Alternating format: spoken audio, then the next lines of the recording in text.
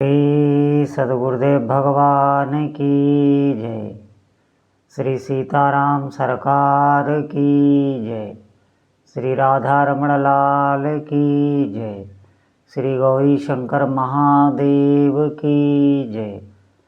सभी दर्शकों और भक्तों को कोटि कोटि प्रणाम।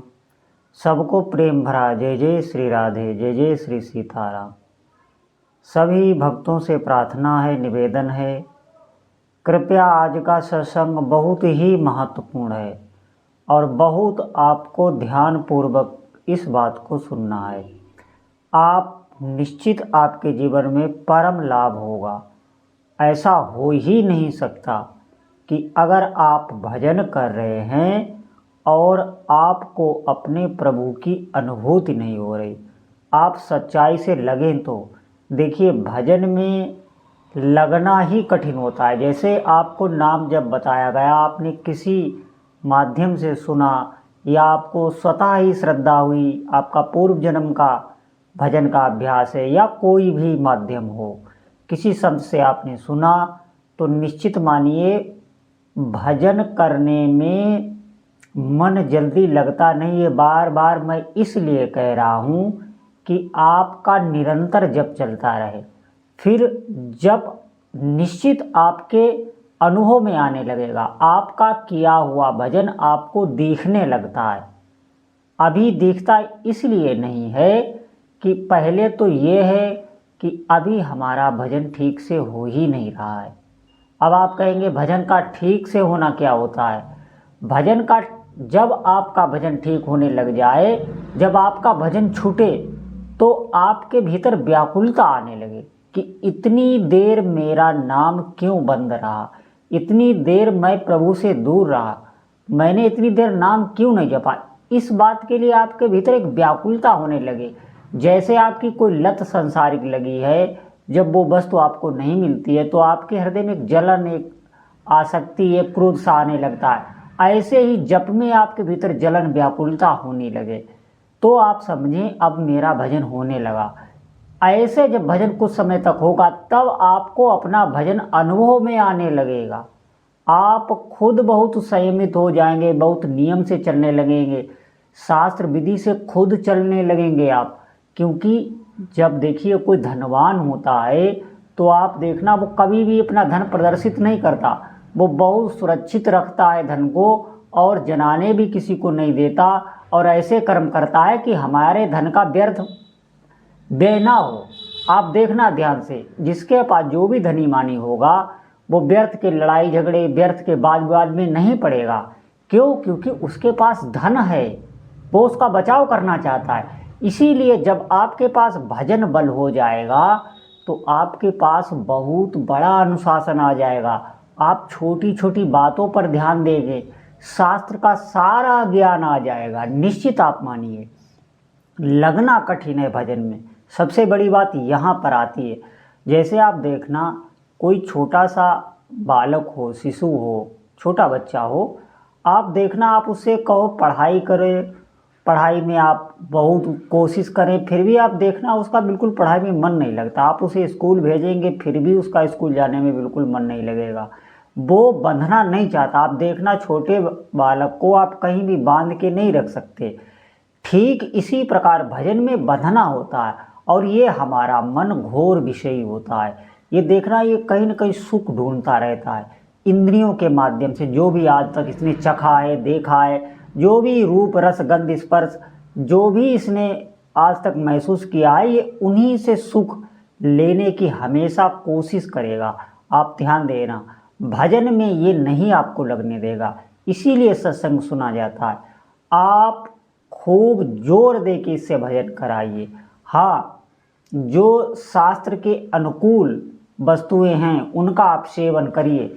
जैसे जिन वस्तुओं को शास्त्र ने मना किया है, जो अभक्ष्य पदार्थ है, मांस मदिरा आदि, इनका आपको बिल्कुल ही सेवन नहीं करना है। हम देख रहे हैं कि हमारा जो युवा वर्ग है, जो 14 या 13-14 जो वर्ष की उम्र को जो पा रहे हैं हमारे युवा, और 18 तक 20 तक के जो युवा हैं, वो आप देखना बिल्कुल उनका जीवन अस्त व्यस्त हो रहा है। मैं आपको सच बता रहा हूँ, मेरे आगे खुद ऐसे बहुत से प्रसंग आ चुके हैं जिनको देख के बहुत हृदय पीड़ित होता है। उन लोगों का बिल्कुल और वो देख नहीं पा रहे हैं। देखिए, हर उम्र की एक आप देखना उमंग होती है। ये जो उम्र होती है इसमें एक विशेष उत्साह होता है, एक निर्भयता रहती है। ये भगवान के द्वारा दी गई होती है। पहले आप देखना, हमारे जो बहुत पुराने गुरुकुल थे उनमें आप देखना कि जो उसमें शिक्षा दी जाती थी वो इसी आवेश को, ये जो हमारे युवाओं का जो बिल्कुल अभी युवा है उनका जो आवेश रहता है, ये उम्र का जो आवेश, इसको देखना वो शास्त्र पुराण स्वाध्याय जप इसमें वो ऋषि लोग लगाते थे।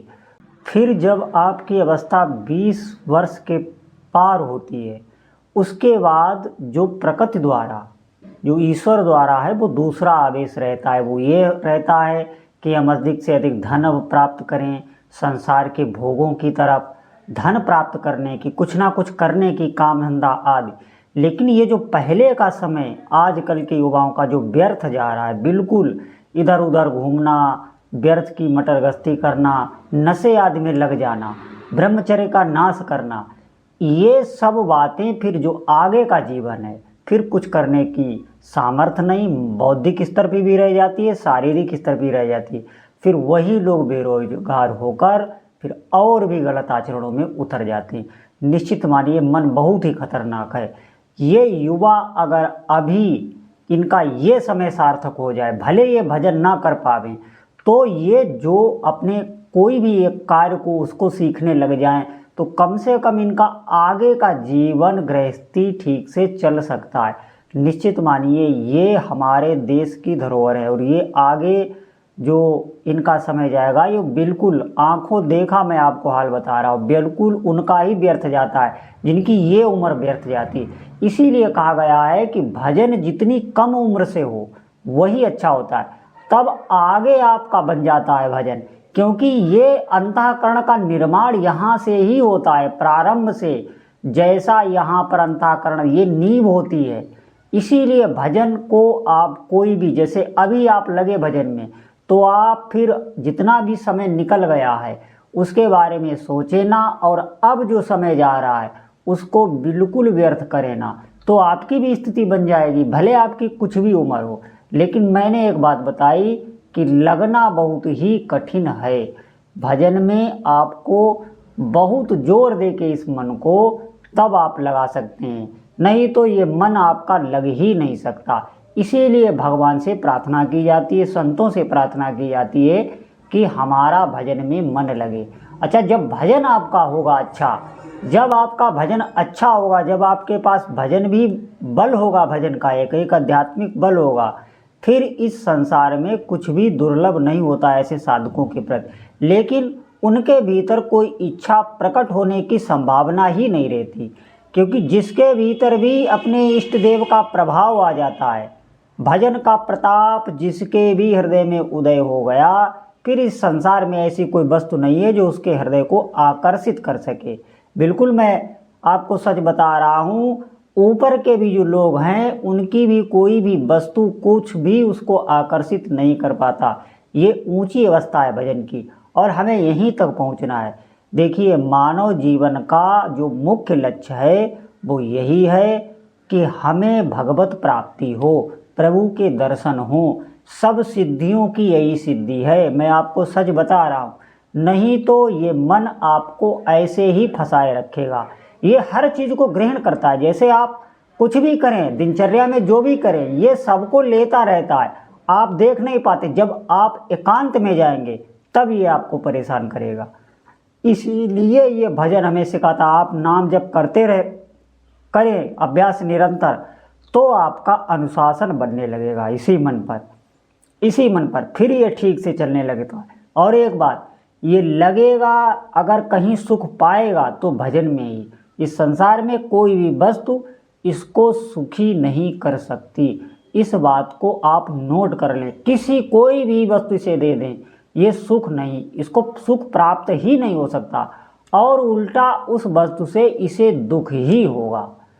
इसे सुख सिर्फ मिलेगा तो प्रभु के चरणों में। अगर हमारे हृदय के भीतर प्रभु के प्रति सच्ची भक्ति प्रकट हो जाए तो अब ये तो बात वही जान सकता है। जैसे मैं कह रहा हूँ आप सुन रहे हैं, लेकिन अगर आपकी स्थिति नहीं है तो आप इस बात को समझ ही नहीं सकते, क्योंकि हमने विषय सुख को ही जाना है, हमने भजन के सुख को नहीं जाना है। इसीलिए मेरा सभी साधकों से बार बार प्रार्थना है कि आप भजन में बहुत दृढ़ता लाएं। जैसे छोटे बच्चे पर बहुत अनुशासन करके उसको पढ़ाई कराई जाती है, वैसे ही मन पर बहुत अनुशासन करके इससे भजन करवाइए।